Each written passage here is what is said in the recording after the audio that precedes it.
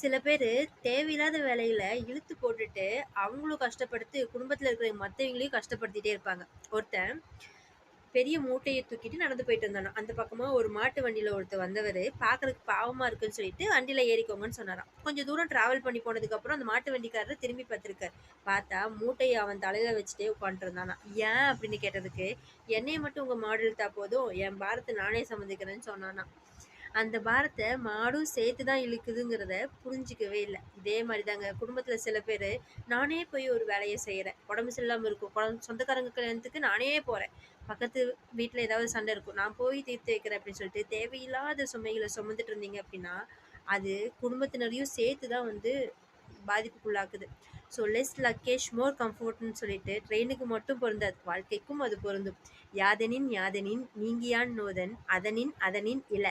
எதை நம்ம தவிர்க்கிறோமோ, அதனால் அதனால் நம் வாழ்க்கையில் பிரச்சனைகள் இல்லாமல் இருக்கும் அப்படின்னு சொல்லிட்டு வள்ளுவர் கத்துக் குடுத்துருக்கார். ஸோ தேவையில்லாத பிரச்சனைகள நம்மளா வலுப்படியா விடாம இழுத்து வச்சு, நம்மளையும் கஷ்டப்படுத்தக்கூடாது, நம்ம குடும்பத்தையும் கஷ்டப்படுத்தக்கூடாது.